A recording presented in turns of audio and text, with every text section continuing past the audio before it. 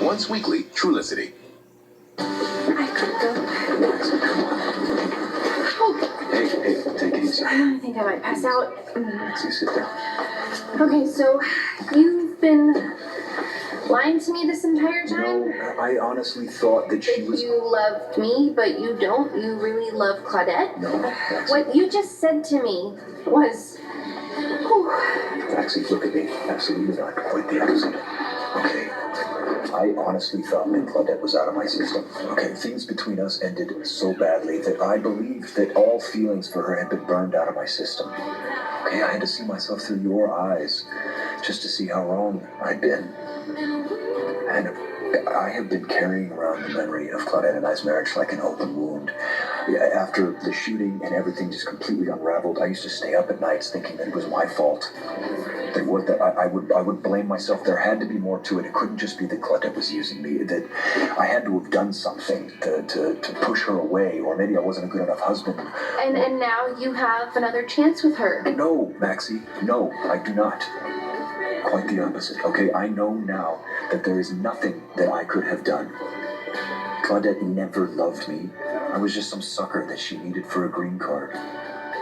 Okay, and it wasn't love or jealousy that you saw when I blew up at Griffin and Claudette. It was just my demolished ego finally getting a chance for some revenge. And you were right to stop me.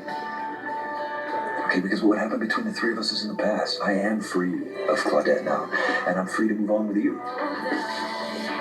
Assuming you haven't already decided to move on without me.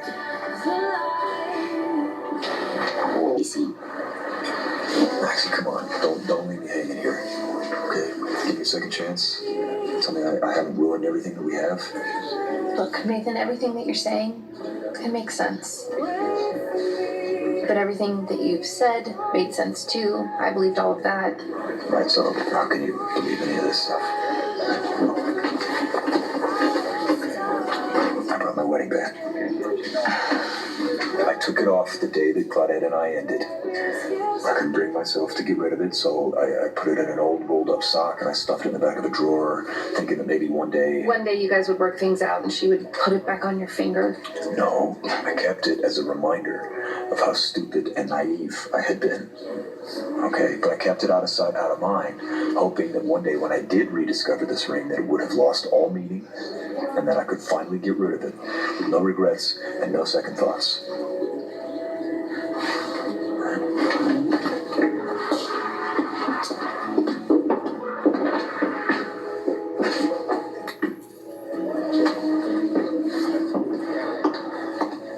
There's no going back for some nights.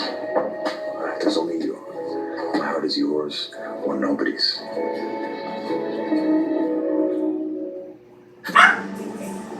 That ring? Yes. Was it white gold? I don't know, Max. Come on, you know I don't pay attention to stuff like that. Obviously, it just didn't really suit you. You should have titanium with the palladium coating. That would suit you. You know, for when we get married. For when we... Max, are you saying... I love you, Nathan. I love you too. So much.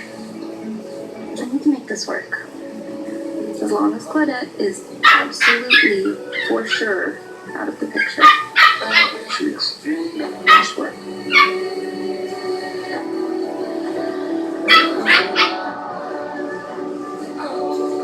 I have faith if Maxie and Nathan are meant to be, they'll work things out. It's going to take time, and my daughter is not known for her patience, but if Nathan keeps it up, then He can, and he will. He's nothing if not determined and persistent. He never gave up on me. oh, it looks like you're right. They texted. They talk things out. My daughter's marrying your brother. Yeah. Wow. We're gonna be in-laws. Yeah. Yay!